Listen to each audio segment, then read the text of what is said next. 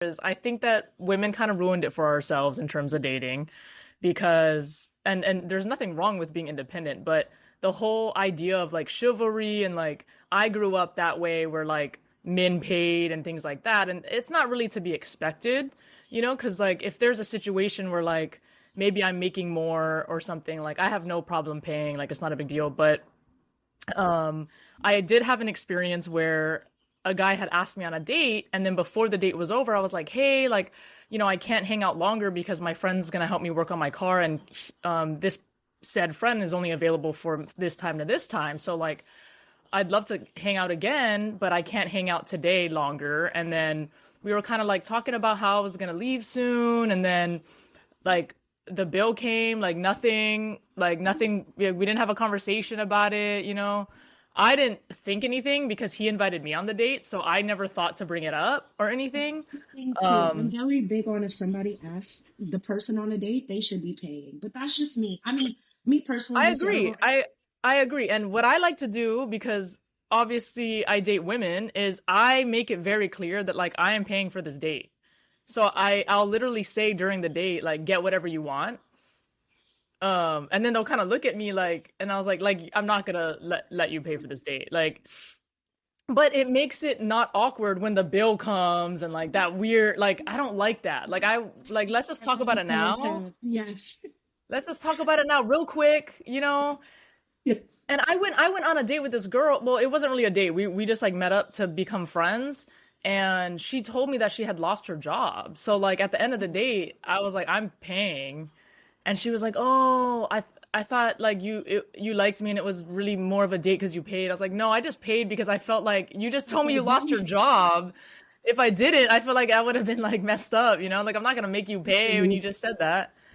But anyway, sidetracked. But with the story about the guy, so I ended up, all right, bye, have a good day. Like it was so cool to hang out. Like I can't wait to hang out again.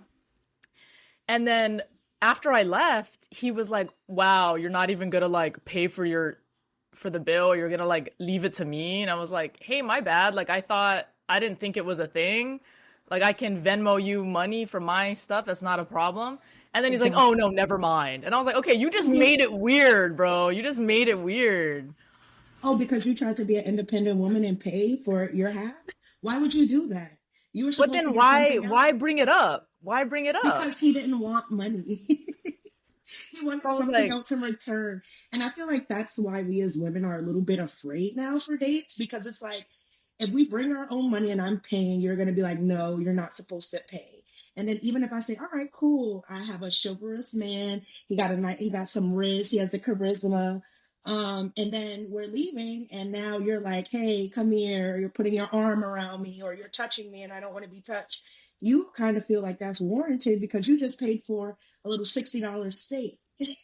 So I'm one of those girlies who, when I go on a date, I'm making sure I have my own money, I have an escape plan, and I got an eye shot at a bartender so I can be like, hey, angel shot, just in case it doesn't go how I want. But I've been in a relationship for the past 5 years. I haven't touched my wallet when we go out, thank God, because I'm not going to. But even if I did, of course, I would pay and make sure my partner, if when I have money, make sure he's good as well. And there, he'll tell you himself. Like he'll be like, "There's been a bunch of times she's paid and I haven't, or she's wanted to treat and right instead of me." And I feel like those gender roles nowadays, especially with, now women dating women and men dating men and, pansexuality, etc.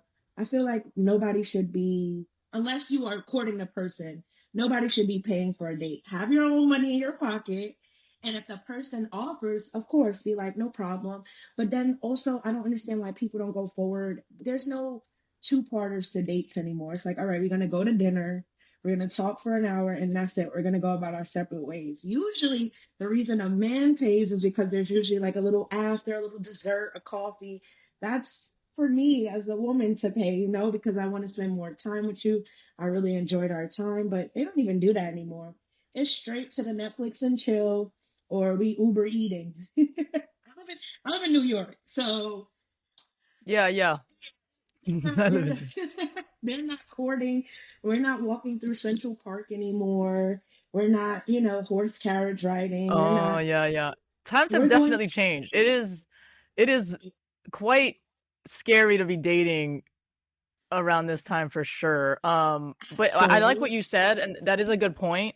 You know, you're kind of like protecting yourself in a way because you're like, well, if I just pay for mine, there's maybe not like an expectation.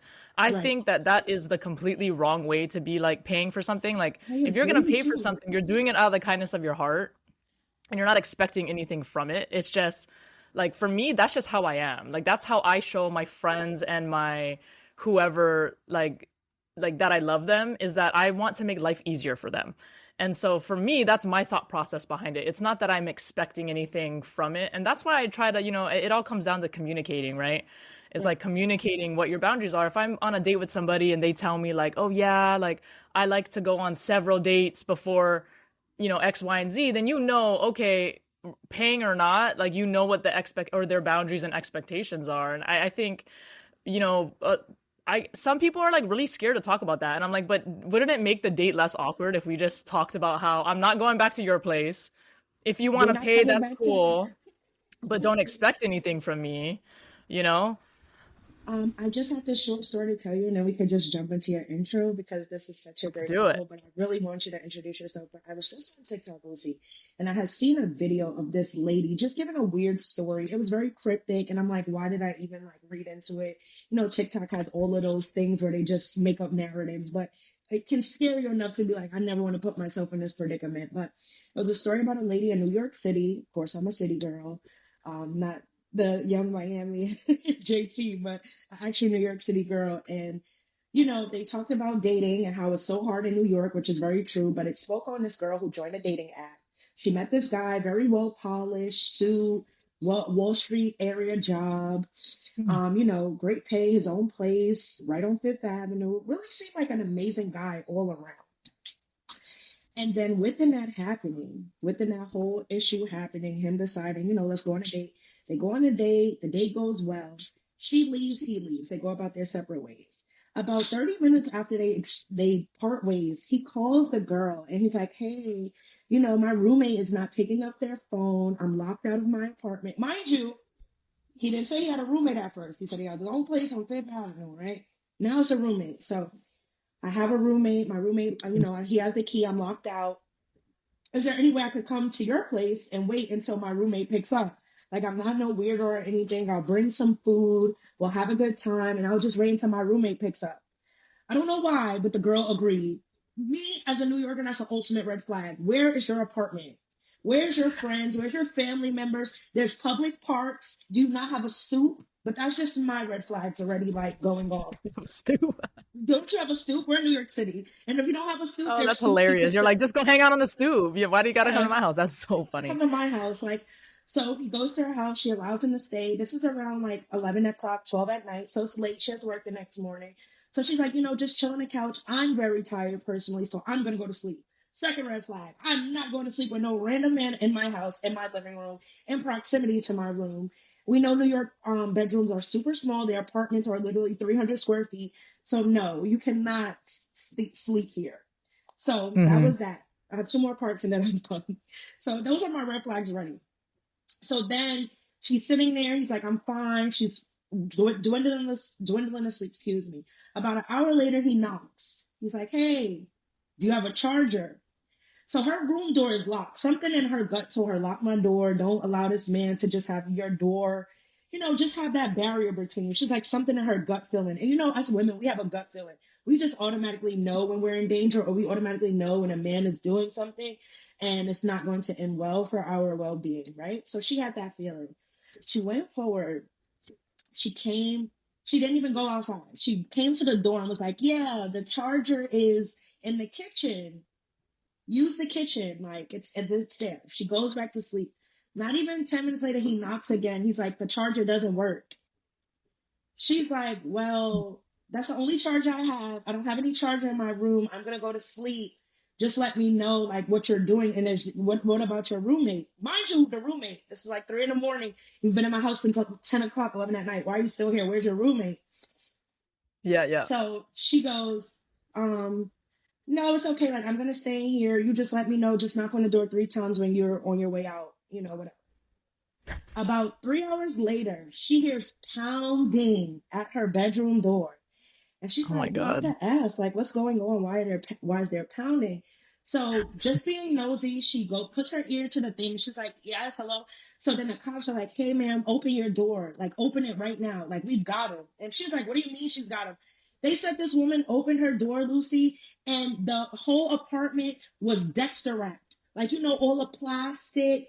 And they found Oh four power my tools. God. They found a saw. They found two chainsaws. Oh, so two chainsaws.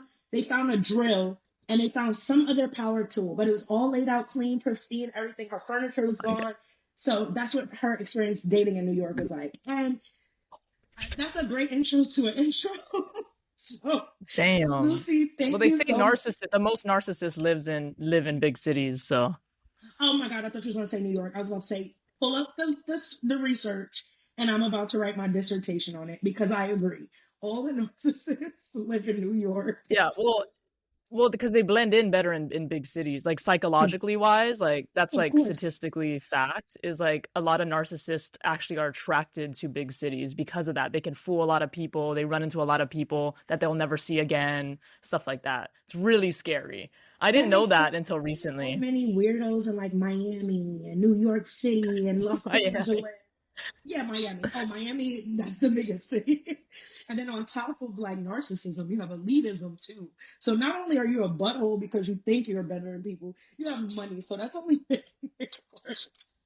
But funny enough, Yeah. the people in Miami are actually, at least the affluent ones are funny enough, very nice. I was actually shocked living out there for a couple 8, 9 months. I'm like, wow, they're actually very sweet. I said maybe it's just me and I just have that I've never been personality, there but yet.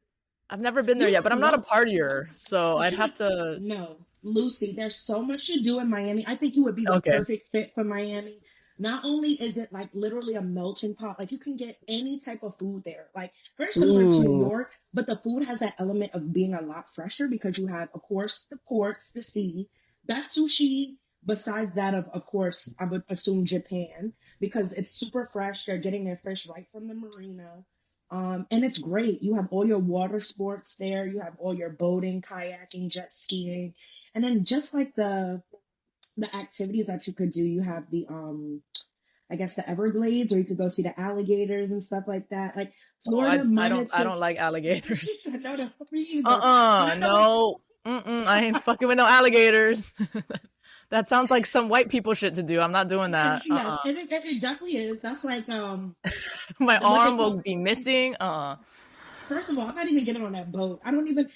I'm So my scared aunt of alligators. terrified. And my aunt, she lived in Miami, so Terrified. she lived on like a private setting. And there was signage there, Lucy. It was like, please do not feed, bother, or molest the alligators. And I'm like, you guys are molesting alligators in Florida? What is going on? Like, she's so confused. But yes, me personally, I will visit Yeah, Florida every every horrible day. headline starts with Florida man. Florida Exactly. man. But I would never Like, live in oh Florida no. because I don't know what Floridian spirit goes forward and, what's the There's something in word? the water. Yeah, literally. And it's so funny. They have an event in Miami called Something's in the Water. So Oh my God, that's it's always funny. Well, fun. my mom's from Florida, so I can't talk too In bad about Florida, like Florida. Orlando is great. My aunt lives in Kissimmee. My other aunt lives in Sunrise, which is not far from Miami area, but more so close to Fort Lauderdale.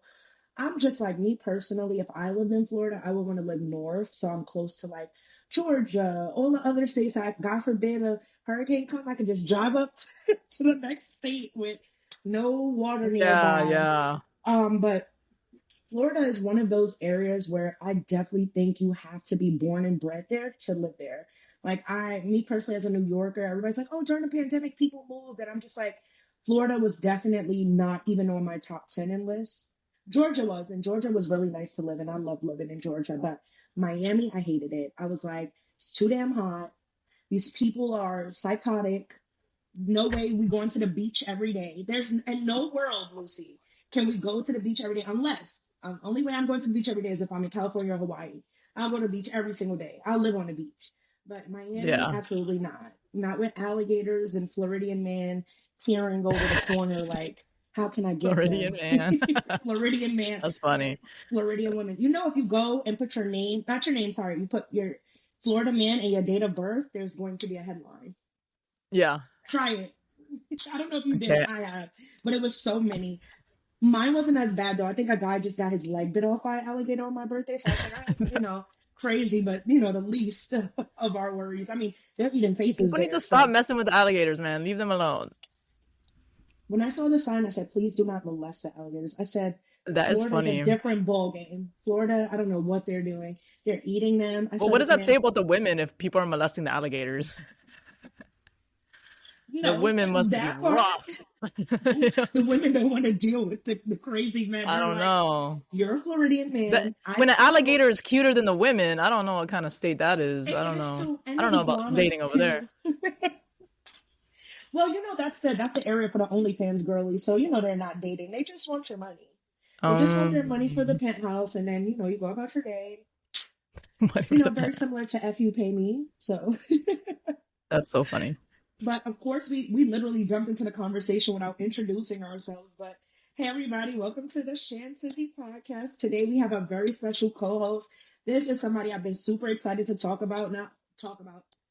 So sorry, Lucy. This is somebody I've been super excited to talk with and really get to know about their story. I mean, this is an icon, not only in the fitness area, but she does an amazing podcast and she does so many things within the community. That's amazing. So I'm going to let her take it away and introduce herself. But Lucy, thank you so much for coming. Thank you so much for having me. Yeah, I was really excited to come on here. I listened to one of your podcasts and you talked about like staying positive and like having good energy and stuff like that. And I was like, oh my gosh, I really like align with a lot of the stuff that you were saying. So that's kind of what got me, really excited to reach out to you and stuff. But yeah, I'm born and raised in Hawaii. I've kind of like this? What's that? Yes, we do. Yes, We I love hang that. loose or shaka it out all the time. When you cut somebody off in traffic, that's what you got to throw up so they don't get mad at you.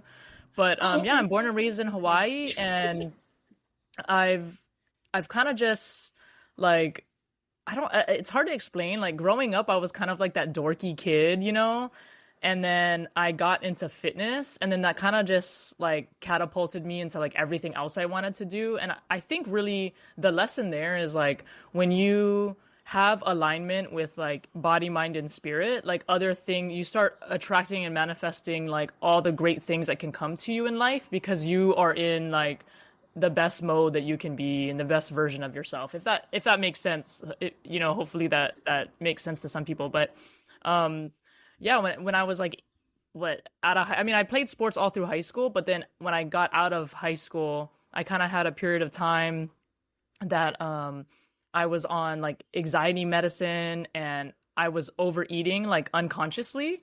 And I mean, I wasn't like anything crazy, but I'm 5'5". I was 165 pounds at the time. And I started running twice a day, every single day.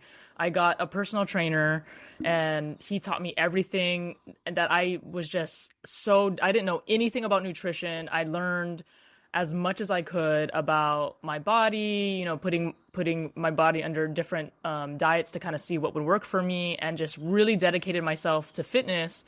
And yeah, there's been a few times in my life that I've been in the best shape of my life. I just did the Spartan race here in Hawaii and I placed Is 18th in the this one Beast. where you like crawl through like the bottom thing and it's like, oh, that's, what is it, mud rucker or what that one's called? Or There is a Tough Mudder. They don't have Tough that one Mudder. here, Okay, but the yes. Spartan race they do have here. They have it. They Spartan have race is like 10 times harder than Tough Mudder, right? Like that's like the ultimate Spartan race, right? As far as like those I would say it's triathlons harder because Mhm. you can't skip an obstacle, and if you do, you have to do burpees. And Tough Mudder's not like that. They just have obstacles. I actually did How many the burpees, Tough Lucy? Mudder. What's that? How many burpees? I hate burpees, so You I had have to to ask. do 20, I think. No. Oh, I was dying. I was like, so I skipped so many obstacles. I did so many burpees. I was like, bro, I'm dead. like I'm so hungry. Yeah, I have to bring little like That would have been snacks a and guilt stuff. breaker for me. Eating I like was like, 55 no. bananas and just like yeah, but I enjoy it. I enjoy really challenging myself physically in those type of things, and you really learn a lot about yourself. You know, even if you are doing poorly, you learn a lot about the fact that you're putting yourself under this mental stress, and then you start thinking about things in your life, you know, and you start thinking about the things that don't matter. And I think it's a great way to like put a lot of pressure on you, test yourself physically, but just kind of learn about yourself, you know. And so the first Tough Mudder I did was in 2016, and that was in the Diablo Mountains, and I've never seen a mountain that big, you know. And it was insane. It was so hot. I mean, I'm born and raised in Hawaii, so like adapting to California weather was one thing. I was living out there, but I was living in the Bay Area, so it was a lot Yeah, a colder. lot colder. Yeah, my aunt is from Vallejo, so I have Oh, family yeah, on both yeah. sides. Yeah, so yeah, it's very cold. But yeah, that was tough. And then I kind of got the bug, I think then. Somebody actually told me, "Oh, you should do a Spartan race." And I was like, "Oh, maybe." And then I started mastering the sprint here, and I place top 50 every year. Um so my goal was to get top 50 in the beast, and I got 18th place. So I was like, well, I guess that's good enough. But Like 162, and I would be proud it, of that because I didn't even think I would place. So yeah, yeah, you should. You know, I think even if you just sign up and complete it, you know, or you just set like that goal for yourself, even if it's just a small thing, I tell people, you know, that's how you progress. You know, you can't right, do everything all at once. You know, it's first you go to the gym twice a week, and then you just stay consistent with that, and then you add another day. You know what I mean? If you overwhelm yourself too much, first of all, you're going to be so sore anyway that you're going to already kind of be discouraged. So jumping into the gym and going 5 days a week isn't it's not realistic. You know, so it's doing it slow, and then just slowly making it part of your routine, you know, and building those habits, you know. And then I tell people, you know, you can still make room for life. You can still go eat that slice of pie or this and that, but when you know that all week you eat really, really healthy, that stuff doesn't reward you anymore, right, because you're exactly. realizing how much it's taking you kind of backwards.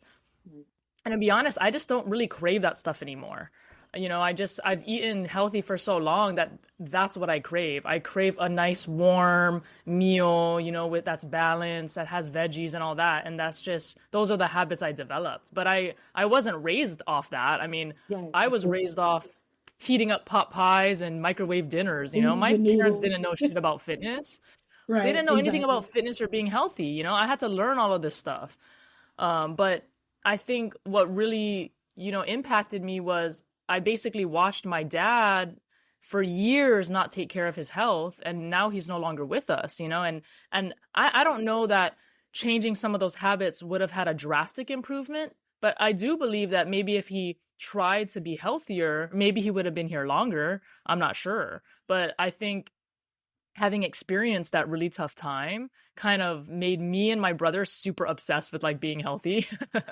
But yeah, I think it's important. I mean, it kind of like now I want to like in with dating is also hard because I have to like align myself with somebody who's healthy. With a Like I partner can't who's date somebody healthy. who's not that doesn't prioritize themselves in that way, you know, because it's so important for me. I can't date somebody that like I'm just frustrated with all the time, who like Right, doesn't eat anything that I eat, you know? right. So Or it I just, align more with those yeah. little fitness brats, you know, that's just it is what it is. I love that you said that. It's so funny that mentioned like fitness goals and stuff. I literally just got off the phone with my trainer. I'm like, "Eh, yesterday I had a grilled chicken bowl and I cut cucumbers and I had saffron." And it was so exciting to say, but not only Yeah. did I feel a difference within how I ate that night. Usually I'm going to sleep and have a little heartburn, or I'm waking up in the morning and I have stomach pain. This morning I woke up Mm. totally fine. I ate yesterday.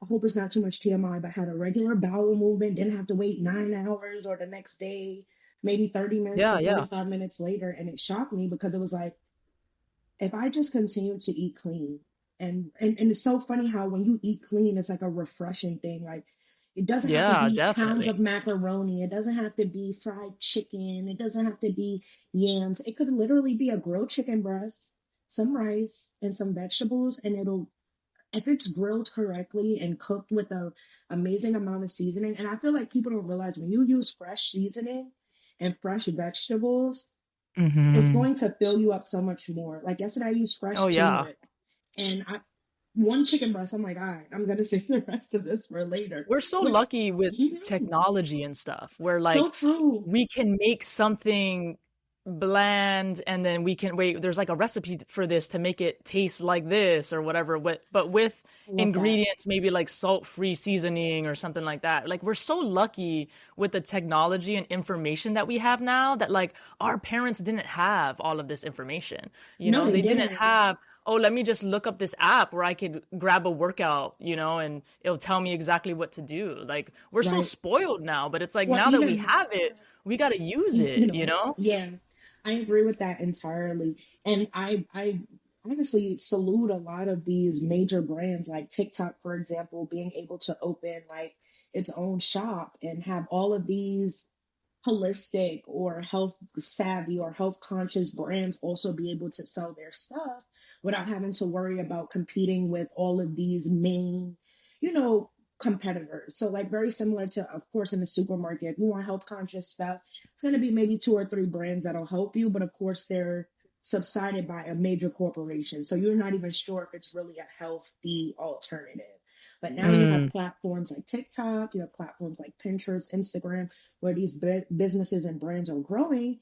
And you don't even have to worry about going to your local supermarket anymore for your, let's say, for example, organic coconut oil. You can literally order it very similar to where you're from. Let's say, for example, Fiji. We could go to Fiji and get natural aloe or something of that nature. I'm just throwing things out there, but something that's yeah. native to that island or native to that area, and you know you'll be getting your bang for your buck versus, all right, I bought this. I see a shift in my, I guess, skin or my body, and it's not the shift I wanted to. Now you have the option to say, wow, like I'm actually getting something that's natural, something that's holistic, and I'm not having to break the bank or, I guess, jeopardize myself in the area of where we're going. So I totally agree with you when you say, like, we are not our parents. We have shifted so much in areas of really applying our knowledge to our eating decisions, our purchases decisions, our even us working out. So I love that you included that. And I need to get like you. I'm trying to get fit. I have a trip in 5 months. And I'm trying to have the 90s Salma Hayek body. I don't know how I'm gonna do it. Told my trainer if I Selma have to Hayek. start, yeah, Ooh. yeah, I need that body. You're like, I want to look thin and I want to be Hispanic all And I at the want to be same time. Hispanic. I want to be. I want to have Yeah, you hips. can I want do to have. it, you know, you can Sure, do it's it. just that You know, you're on the right discipline. track. Hmm. Yeah, you're on the right track having a trainer and having someone that you can, you know, ask for advice or call and get motivation. I tell my friends, I mean, you'd be surprised how many people call me and they're like, I just need to be motivated about X, Y, and Z. And then I'm on the phone with them for an hour motivating them. And um, I'm happy to do that because I remember what it's like. You know what I mean? Yeah, It is really hard to motivate yourself sometimes, and you have to have a good support system or at least somebody that you totally. can rely on. And I always tell people there's three types of people you should work out with. Um, there's one, you know, you should work out with one person who's a little bit better than you. So maybe somebody that can teach you stuff that you've never done, maybe really push you, someone stronger than you. That, you know, that's always someone that's good to work out with. Then you have the person that's almost exactly like you, right? So you have someone that's kind of even. So like you're not competing with each other, you're really just working out and having fun together. You know, the person at the gym where you're like laughing with, ha ha ha, and you're just having a good time, right? So that's like the second person you should work out with. Then the last person you should work out with is someone that you're better than. Somebody that you are now showing stuff or motivating, where you're like, come on, you don't ever go to the gym. That coworker or that friend or neighbor, where you're like, come on, you said you wanted to come, and then you're bringing them, and then just that feeling, knowing that like now they're coming with you, and then they're going to be like thankful for you. And then I tell them the same thing. I said, you need to find three people that you need to work out with. Someone that's better than you, someone that's around the same, where you can just have fun within the gym, and then someone that you can inspire and bring to the gym, you know? And that helps. That ends up helping you, you know, because not only are you learning, but then now you're teaching other people. And then you're like kind of taking what you learn and sharing it, you know? And it's like going full circle. What's I that? love your art, by the way. Your art is amazing. Your tattoo art. Thank you. This is my new Is one. it It's not done yet. is it Samoan based? Do you have It's like background? Hawaiian. I have a Okay. huge Hawaiian You know guy what? doing this. Dude, he You is know what? so It looks heavy-handed. so good. No, it looks, and I love how detailed it is, and I love that it's So so good. neat. It looks really good. See, that's the Thank thing. you. I want a tattoo like that, but I'm like, I know it's specific towards like Samoan, Hawaiian, and Polynesian culture. So I don't want to go in a tattoo shop and be like, hey, do that for me. But I just love I'm how amazing lucky. I'm it lucky is. because I'm Filipino, but I'm born and raised here. Okay. But I mean, that's And still very similar to that Polynesian islands, like, yeah, yeah. I'm accepted here as like a Hawaiian, you know what I Yeah, mean? I was gonna say Um, that, and it's so funny. A yeah, lot of yeah. So I Filipinos, can get away with it, but so I mean, shoot, I'm taking that all the way to the tattoo shop, but I would too. I have a I have a tribute tattoo here for my dad. So I did kind of like Beautiful. the Amy Winehouse horseshoe idea. Yes, And then I we love put Amy Winehouse. flowers, and then it says you can't really read it, but it says "Daddy's Girl" down here. And then That's so that was beautiful. kind of like my tribute to my dad, because he's Filipino, so I have the Filipino star in there. And then Yes, kind I'm of Amy glad. Winehouse too, and the reason for that is my dad influenced me with music, and he always made me listen to the Temptations, and he was like, "This is real music, and Oh, don't your ever dad. forget." So And so those are my music influences. And then Amy Winehouse was one of my favorite like jazz artists, So likewise. because they're both in heaven, I was like, well, I think that would be kind of a cool. She had a daddy's girl tattoo with a horseshoe, but hers looked a little more prison, and I wanted mine to look a little more elegant. So, That's so cute. Honestly, if I could share a story too, very similarly, my grandma yeah. had, well, Moana came out about a year before my grandma passed, but she was very sick. And it's so funny. Like, literally every time Moana comes on, I'm going to cry. Like, I love Moana, like one of my favorite movies of all time. Not only because of the Oh, story, but because how, like, regardless of what she went through and how many people told her, no, she can't, she persevered. So I was like, that's a beautiful story. But funny enough, I wanted to get a stingray on my back for my ooh. grandma because it's a thing and it's a part of the movie where she says to her grandma, she's like, Grandma, please no, don't go. And I don't want to cry because it's so cute. But she goes, don't worry, I'm always with you. And then she transformed into the stingray. And I was just like, Oh, but it's so funny how that you would be a mentioned good that. one. That would be a Yes. good one. Mm-hmm. There's a lot of different symbols that are very powerful and meaningful in Hawaii too, like sharks. Ooh. Sharks are seen as like gods, so a lot of people get like shark tattoos. And I tell people like if you Is want that something why kind of Maui's main Hawaii-esque, character was like a shark the in what? Moana? Is that why Maui's main, like, when he wanted to transition, his first transition was like a shark? Probably, yeah. Okay. Now me going Yeah. into a little meaning. Yeah. That's Yeah. So, amazing. yeah, I mean, the tribal's one thing, but I tell people there's so many other Hawaii-esque like things that you could get, palm trees, pineapples, but sharks, like different fish tattoos. Um, I mean, yeah, they're so beautiful. I always encourage someone or people to get my dog's sleeping and he just looks so damn cute, so I was getting Oh, distracted. I have a Chihuahua Shih Tzu Terrier. what a beautiful mix. Mine is a mini Labradoodle. We named him Migos because I really love Migos, the rap group. But because it's That's Hispanic, people hilarious. be like, oh my gosh, friend, you named him friend. And I'm just like, yeah, we'll go with it. Friend. That's cute. But I really I named him love after the that. rap group. Yeah. I named him Nobu after the fancy restaurant. Oh, that's adorable. I mean, and it gives Yeah. like he's very a bourgeoisie dog, like the Yeah, I texture. used to I'd dress him in like Gucci and stuff and I Givenchy as love a that. baby. That's my mom. She'll get him like the little fake Burberry off of Amazon. And she bought him a polo shirt one Christmas. And I'm like, you did not go to Ralph Lauren and say, let me buy this for the dog. She's like, it looks I, so I cute. sent my brother I sent my brother a picture the other day and I was like, "Was this the waste of money?" And it was like a gold chain for my dog and he was like, No, "No, it's not." exactly. But Not at I all. had to get him this like it's like a little it says I don't know if you can see it, but it's like a little gold Yes. chain. Oh, Nobles are gonna be styling out here. Hold up. He I'm said, like, don't touch he's the been such a chain. good boy. I was like, he's the only one that gets Christmas gifts this year. I love that. That's me and my dog too. I want to get him. He really loves like the stuffies, but it's this one specifically. It's like a sheep, and it has like these super long lashes. You can literally find that at any store, Walmart, PetSmart, and it has like The these sheep big has red lips. lashes. What is going on with Yes, these toys? big red lips, and he loves it. Like we would rebuy him the toy all the time. But I'm gonna look for like a teddy bear size one so he could just have it to sleep with, stuff like that. Because my dog has a basket full of toys, and he will bark if it's not every single toy is not. He has to search and make sure it's the Oh toy my he God. wants. Um, I know. I feel but bad now, because when I invite my maid over, I like go around and I pick up his toys first because I feel like I was like, she doesn't need to be doing all that too, you know? speaking of the dog right now. But Oh, okay, so I have a next question for you. Okay, if you yes. can name your top three podcast items, hi amigos. You want to say hi? Yes, of Say hi, course. amigos. Oh, it's a Okay, baby. okay. Oh, That's cute. right. So He smell like a fluffy. star. He really is. And Oh, funny enough, people think he's a puppy. He's 8 years old. He's so old. oh my God, that's so funny. Yeah, he has a lot of energy. Yeah, I would have thought he was a puppy Yes. too. No. My three favorite podcasts. Yes.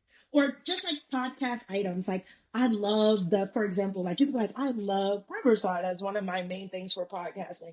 I don't like, for example, Spotify or whatever you would say. But what are your top three podcast things, and what are your Oh, top okay, okay. three non-podcast? Yeah. Um, I thought you meant like podcasts themselves, and I was like, oh, okay. No, I'm so bad about it. I literally listen to other podcasts, but if I would say like on a specific every day, it would be Star Talk. I listen to Neil deGrasse Tyson all the time because I like to learn stuff about space, science. It's a good Ooh. podcast. I definitely recommend. But I really like the George Janko podcast. that is it good? And I've probably DM'd him like 45 times and has been like, come on my podcast, come on my podcast. Because he's very into God. I love Um, that. I love. I See, just I I love to just like find him as more a person. spiritual, positive podcasts because we all have podcasts that talk Yeah. about who should pay at the restaurant first. You know, should single mothers be a thing? Like the podcast topics are a bit not contradictory, but it's counterproductive. It's like we're not getting anywhere having conversations that are opinion based. Why don't we shift to Mm. something more so like heart heavy? Like, all right, let's talk about very similar to what you said, positivity, positive affirmation, just going forward and remembering that God is amazing. But a lot of people want more so the chaotic type of content than they do more of like the positive and manifestation content. Yeah, I don't know if our generation is like not Give like me 10 not minutes. I don't really like to say my generation, but the generation after mine, I think. I think people are really like obsessed with like negative shit. Yes. Um like they're obsessed with bad, you know? And Mhm. I can't align with a lot of that because like I'm Christian too myself, and I do believe in God, and I believe that a lot of that negative stuff is like super satanic. Yes. I mean, even some of the like music when I don't know, they had like the VMAs or like some music award show or whatever where they're Or doing like these like the satanic looking dances, and I can't get behind anything that's like that. And it just doesn't make me feel good. And that's kind of like where I tell people, I'm like, that's kind of like your sign, right? Is like if it doesn't make you feel good, like it almost kind of makes you like almost have a stomach ache, like, or anxiety, yes, like or like that feel like cannot be that can't yeah, be positive, you know? it can't at all. So, but man, that's a good question with the podcast stuff. I have a videographer, and so I do my podcast, if you've seen it, like 100% in person. Yes, I So do see it. And I love, first of all, can we talk about the aesthetic and the environment? I always feel like it makes me want to jump on your podcast too, just for the aesthetic. I could yeah, care less about the conversation. I get just love come how to it gives the, Hawaii. oh, Yes. I'm running literally, but I just love the You're aesthetic and I always love, invited. You're always invited for sure, 100%. So I used to actually film it here. So this used to be my original podcast space. I have these look like talk show chairs, and then I've kind of used my apartment as like the backup space. But I'm listening. I'm Windward just taking Community off my camera. College, Sorry. I'm listening. yeah, I'm yeah. just So taking off like my I have camera. like the Sorry. little old school background and the two little chairs. But I love then that. And Windward I Community love College allowed the they now content. host my podcast and they let me use their full studio. I love that. That's amazing. Yeah, And so what did you go forward and do to make that like a reality as far as like the college making sure they're partnering with you? What does that look like on a grandeur scale? Like, what will that look like for the future for the Lucy Dorado podcast?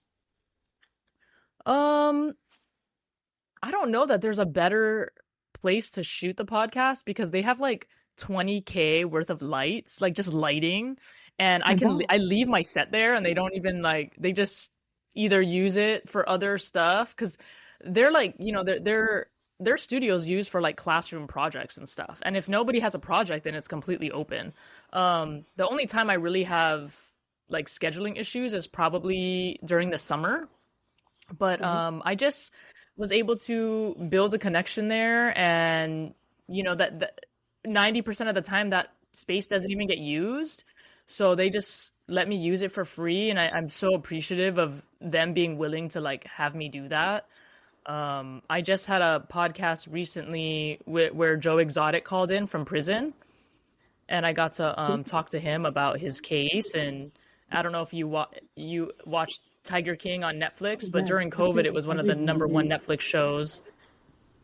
Of So course. that Carol was Baskins. definitely, yeah, Killed man, her, Carol Baskin. killed her husband. Is there really a site, an end to his trial in sight or an end to his time? Because I was a So little bit confused about it in general. so he basically got Oh, charged with like 10 counts of wildlife violations and 2 counts of murder for hire, and he does have all of the documents on his website and all of the evidence. oh Um, gosh. yeah, I mean, I think it's pretty clear that he didn't get a necessarily quote unquote fair trial because, I consider a fair trial where, one side has people that are, defending their side. They have an even number of people that they can interview, and then the other side has, the even number of people defending them. And he didn't really have kind of people on his side. You know what I mean? Not that he didn't have people on his side, but they really didn't allow it. So it kind of just feels like one of those situations where it was more of like they just want to get him for this, and they don't even really want to hear the other side. So I think when you have a situation Makes like sense. that, yeah, I think it's pretty reasonable to feel and to feel like it wasn't necessarily fair. Um, because a trial like that, it should be argued. Two sides need to be argued considerably so that the jury can make a determination. I totally Um, agree. And I'm also confused why, if he's saying that she did these things, minus the wildlife infractors, because what's the other guy? He has like this, he has like I call it the flavor saver because I saw it in a movie once, but he has like that weird little, he has like the little ponytail, the man pony, and then he has like the little triangle yeah, I think you're mustache. talking about Jeff Lowe, the guy Is it Jeff Lowe or who is it Doc? His name is Doc something. He has like this. oh yeah, yeah, yeah, Doc. You're thinking of him, Yes, yeah. Doc. But when they were talking about his violations, why was he never tried? Because they said back in the 90s he had a couple violations himself. It was two wildcats who passed away without reason on his property. If I'm remembering the Big Cat documentary correctly, or the Tiger King documentary correctly, not only was Carol Baskins and Joe Exotic looked at for like mishandling big cats, but I think Right. Doc was one of them as well. And Well, nobody here's a went better forward. question. Yeah. Here's a better question. If Joe Exotic paid somebody to kill Carol Baskin, how come that guy didn't get arrested Yes, and totally tried? about that Why is too. that guy free? So And that I've never heard. he brought up that on the podcast, and I was like, yeah, that's a good point. So when the government wants to take you down, they can, and it's always better to not be breaking the True. law, right? If It you is don't true, break the law, they especially can't when you're get you. already. It's true, especially if you're already under a microscope. I say this about the same thing with the rappers. Like, for example, Little Dirk is going through something right now. I'm like, if they just got Diddy, and 2 years ago they had gotten someone else, why are we not being mindful of who we're speaking to, what we're doing? I don't know, Lucy. Me personally, if tomorrow the record companies come to me and they're like, we want to give you a $3 million advance. All you have to do is rap and stay out of trouble. Man, they would hate me because I would commit nothing, no crimes. They'd be like, oh, the FBI's at your house. You bought too much chicken in a span of 2 months. You spent $1 million on chicken. What is your issue? But as Yeah, far as, yeah, you have like 100 tubs of Chick-fil-A sauce. They're like, what are you you doing in here, girl? literally, ma'am, you cannot keep buying Polynesian sauce at the wholesale price. That is You so don't own a funny. restaurant. No, but seriously, and it's just, unfortunately, it's sad that Joe Exotic has to go through something like that, because even when I watched the Tiger King documentary, I was like, dang, like, even though he seems a little eccentric, which anybody who owns tigers or animals that are over 350 pounds have to be, but as far as going forward and being like this guy that they're trying to make seem like this evil man who mistreats animals and also goes forward and is trying to put hits out on people, I ultimately didn't believe it.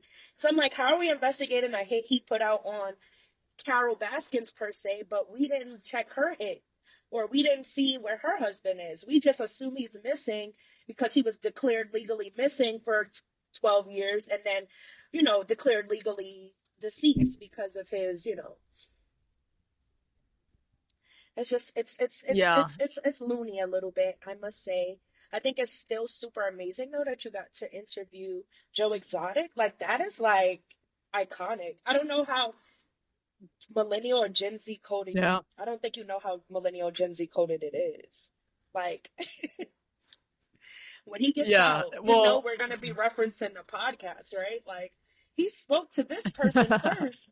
So I think that's cool. yeah, and the thing too is like every little clip I post like involving him, like I get like, 8 to 10K or I mean, I don't really care that much about that. I mean, I guess he's still relevant. I guess people still care in a way. I think, I try to question everything and, I asked him some really good questions. I said, okay, you get out tomorrow, how are you going to contribute to society? And he made some It's really a good good points. question. He was like, I always was contributing to society. I was feeding homeless people. I was trying to put back into the community. I mean, yeah, maybe the work conditions, maybe we can argue the work conditions weren't the best, but the people that work there also were kind of people that dealt with that and kind of accepted that. You know what I mean? Because they either loved the animals too, or they were in such a desperate situation that they needed a job. So, I'm saying that in the documentary too. Besides the like, three he was boyfriends hiring he people had, that otherwise wouldn't have gotten hired anywhere else. of So, course, right? I mean, he didn't put a gun to their head and be like, you have to work here. He They didn't. He just applied said you there. have to date me. No, I'm just joking. That's a little joke because I know he had like four boyfriends in the documentary, so I thought it was funny. Yeah, yeah. Yeah, I don't know about all that, but So wait, hold on. yeah, Um, I don't know about all his personal life, but now I it have to people have ask to you, understand Lucy. though that unfortunately what you do in your personal life, people will scrutinize Of to course, that's under a justify microscope. Yeah, other stuff that you do in your business life. very true. Very Um, true. so Now I have to ask, are we partnering up on a Luigi Mangione interview, or do you want to take that one and I take Daniel Penny? oh oh man, that's so wild to me. Have you been hearing all the stuff that's coming out that this dude's like Yes. Well, what's really come like baffling me, Lucy, and I still haven't, like, I can't put like a pin in it, is how he was affluent and he still yeah. did something kind of like proletariat. And I'm not saying like going out and It's harming kind people is of making me proletariat, but yeah, you had the system. Your cousin was a congressman. Your family it's was kind of affluent. yeah, it's kind of making me feel from what they were saying about like him having like surgery and stuff. It's making me feel like maybe his like personality was altering from like some pain pills or something. Like he wasn't like the same person. Because you know how when you go through like a surgery and stuff like that, like you can fall into like deep depressions and things like that. And I wonder if it Definitely. was more like mental stuff, you And I know? want to pose the question too, because I know a lot of people who are like undiagnosed with like bipolar disorder, schizophrenia, or being, diagnosed as a sociopath or a psychopath, things of that nature, due to the prefrontal cortex not, being, I guess Developed. grown or developed exactly the way it's supposed to. A lot of people who are undiagnosed or misdiagnosed grow up and become these 23, 24, 25, I think it's only 25, I believe, young men who have to deal with these issues, but they have no outlet for these issues because they're unsure of what they're dealing with too. So I really agree with you saying like, hey, it may have been a surgery, it may have been pills. I've had surgery myself. Yeah, I had we should brain scan the man yes, and get I a always say people should psychologist. We should brain brain scan this scan, man, but we should brain also like scan. sit him down with the psychologist and see if they like talk to him and see if like there's some diagnosis there that, you know? It's a good question, and I always wondered that because a lot of the times, like, you really don't realize till later. I have a friend who was just diagnosed with OCD. And I'm like, well, we knew you had OCD. And she's like, well, how do you know? And I was like, well, you literally would not close the fridge until everything was in a line by color, size, and Oh shape. my God. You would not allow us to sit on the How did you couch until, know? Your house right, looks like Khloe Kardashian's, girl. You organize your cookies. you We organize know. everything. And it's so funny because even me, I was late. I was diagnosed late, but I have ADHD, and I've seen all the symptoms Mm. from a kid. I couldn't focus, or if I'm focused, I'm hyper fixated, or I'm Yeah. fixing one thing, and then I'm like, oh, I could also do this and this and this, and think I could piggyback everywhere. And then when I get to that moment of having, just motivation, then out of nowhere, I'm like, all right, this is too much. I'm overwhelmed. I'm overstimulated. I gotta stop. So I feel like Yeah, I as adults, definitely yeah. have ADHD too. I think hmm that's why I love working out I've because heard I that. have I heard that's to a great outlet too. physically, Yeah. yeah, I have to like physically focus to do the movements, you know? When you're putting your body like and you're doing X, Y, and Z, like I'm only thinking about the movement. And I feel like yeah, I definitely have ADHD. I mean, yeah. As a kid, my doctor, I don't know if it's a stigma in the Black community. I'm not sure if you experienced this too as a minority, but non parents of color, whether you be Hawaiian, Black, Indian, whatever have you, they don't want to hear mental stigmas. They don't want to hear that from the doctor. My child is not mentally ill. My child Oh, is not going on interesting. no medication. That's at least what Mm. my mom went forward and said. Like, I remember I was maybe about 6, 7 years old. My doctor was like, she's super hyper fixated on certain things. At the time, I thought ADHD was you can't sit down, you hopping off the walls, but it's not that. It's so many more things. And at the time, Yeah. my my doctor had told my mother, like, she's going to have either Ritalin, or we're going to have to go forward and make sure she's doing something in the elements of, you know, going forward and doing something along the lines that'll help my focus. And my mom was like, you're not Yeah. taking no Ritalin. You're not doing this. You're not doing that. So, like, Yeah, and oh, wow. yeah.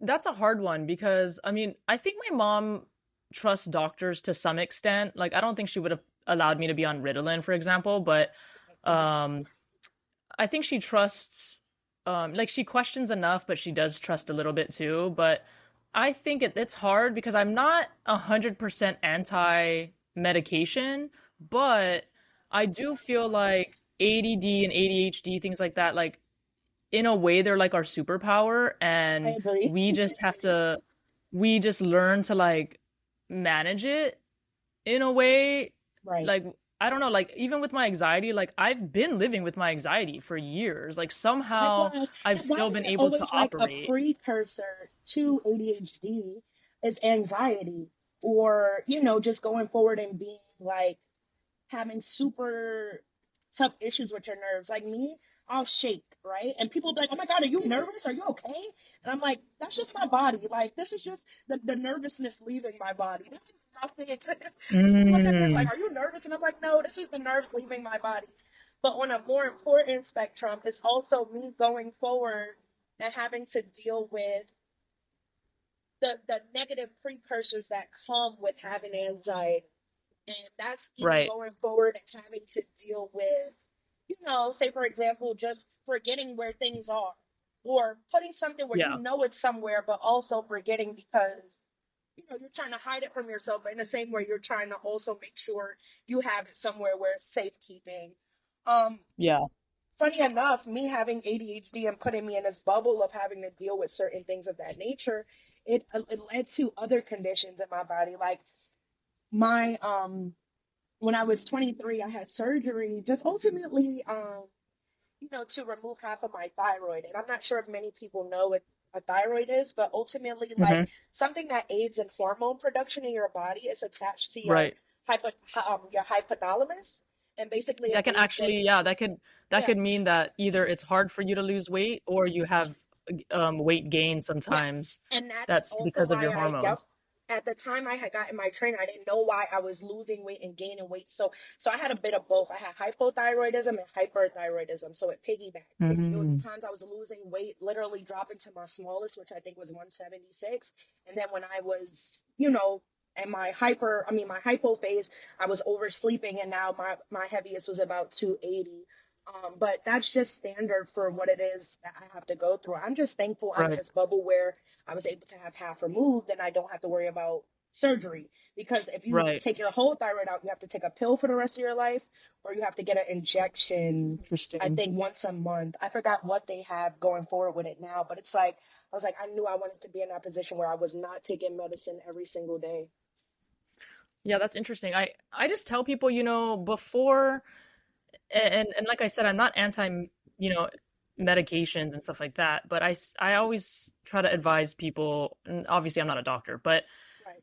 Me there's a few things to do, and I tell people this: change your diet and exercise because your diet, is like the most crucial thing. The things that you put in your body are the most crucial things for how you are gonna feel. And you'll know that and understand that once you start eating really clean, like you were saying, and yes. I tell people, learn to meditate, learn a little bit of yoga, and Yoga is people are, so great, and people don't realize, like, I feel like people think it's just like a woman thing or it's more like feminine, but I'm like, if you really, yoga is so great for your lower half of your body, like just being able to like do certain stretches and do certain like elements of like say for example butterflying or things of that nature, doing certain like calisthenic stretches and things like that. People don't realize how much it aids in gut health.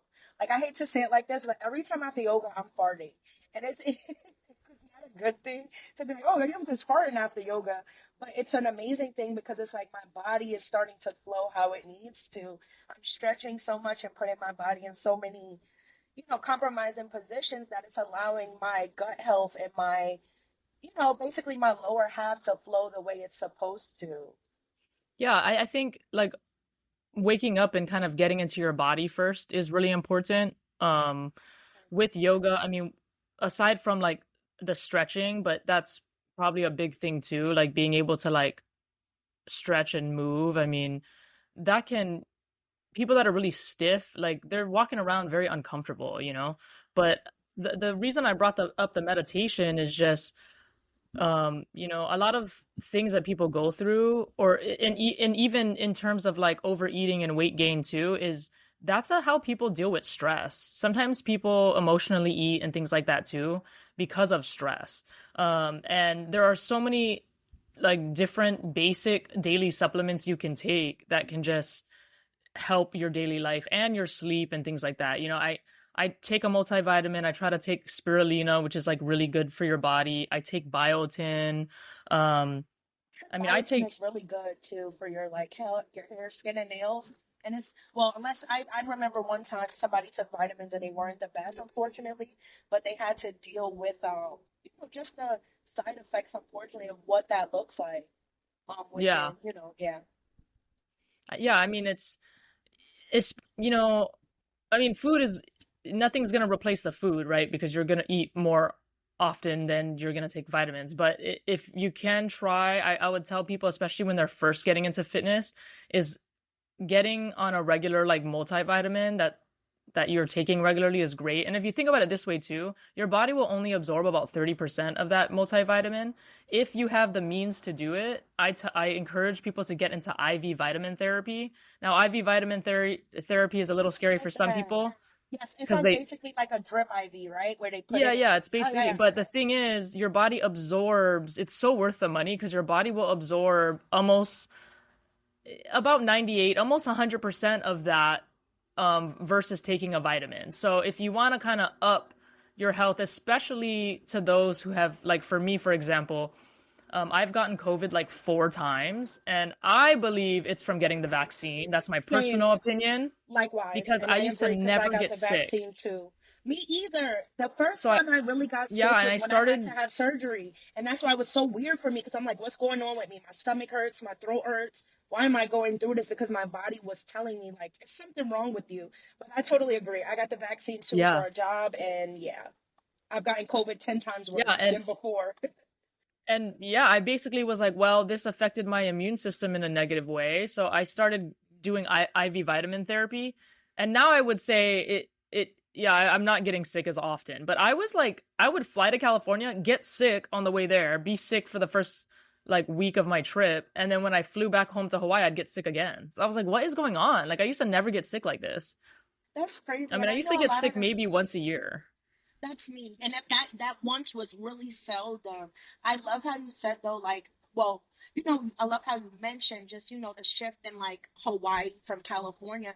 And I know all the time, like, God forbid something's wrong with you, doctors will say, go to Hawaii, go to Arizona as far as like air quality and getting the best, I guess like environment for your health. And it's just so crazy how when you come to America, like as far as like the 50 states, Hawaii is a part of the states, don't get me wrong, but Hawaii is its own paradise. You guys don't have to worry about the ghettos of the United States. You Guam and Puerto Rico are like the luckiest because you guys have that island vibe, but you still get to have like the BS of the ghetto-ness of the states that are right next to each other. Yeah, I always joke that Hawaii is like its own country. Oh yeah, Uh, I absolutely. I consider it all the time. Like when people are like, "Oh, I I'm going to Hawaii," I'm definitely like, "Oh, you've been believe that away?" in a lot of ways. People are like, "Hawaii is in America." I'm like, "Yeah, if you want to consider it that." Hawaii to me is its own entity.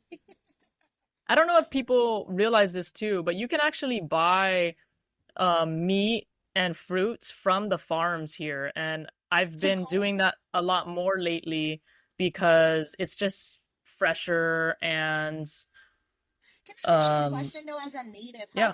How do you feel about people from, I guess, New York, Jersey, Texas coming to Hawaii, especially during this time where they're asking, if you're respectful to the natives, you won't come. How do you feel about that? Like, are you guys starting to allow people to come in a little bit more, or is it still like, no, thank you, like, give us time to continue doing what it is we need to do and using our resources, and then, like, we'll hit you guys up later.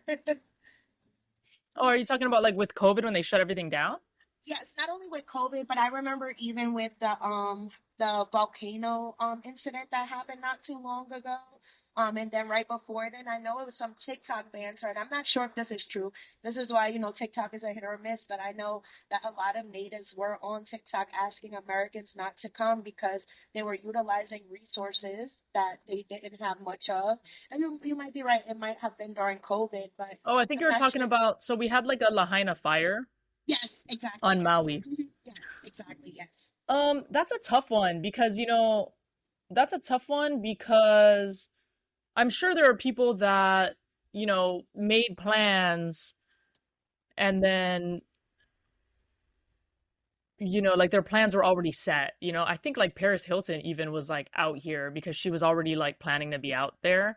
That's a hard one. I mean, I don't think anybody really has the right to tell people they can't go and travel anywhere.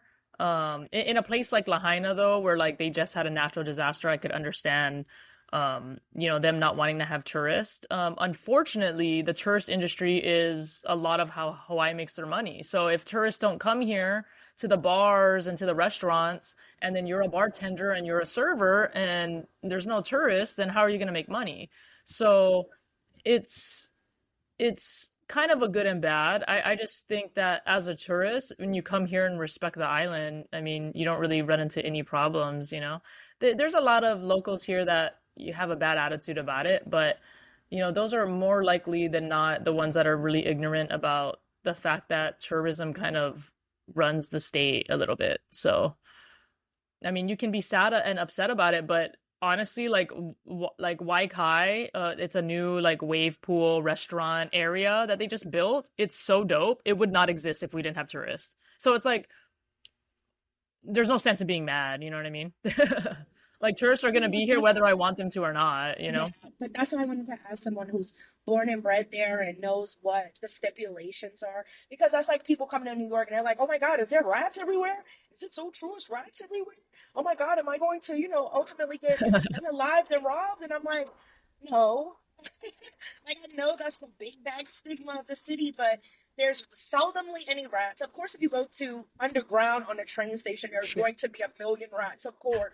Or any areas with high population of There's garbage, of rats course there'll be everywhere. rats. But there's rats everywhere. As That's for the funny. crime, though, when people ask me about the crime, I'm like, and I don't think people realize this, but the chances of a tourist getting robbed in New York City and Manhattan near Times Square, you would have a bigger chance of winning the lottery. There are cops on every single block in New York City.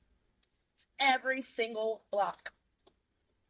You go into the McDonald's and think you're going to just order food? Yeah. No, there's security there and cops there making sure everything is copacetic and no one's causing any rifts or any conflict. So trust. Like I get I That's understand the good. stigma of, what Yeah. people say. Yeah. Yeah. Oh, New York it is so funny because people think New York is one of the cities that are just, Police, so baby, prone to the violence. biggest And gang it's in like, America. The police. especially the NYPD. Especially the NYPD.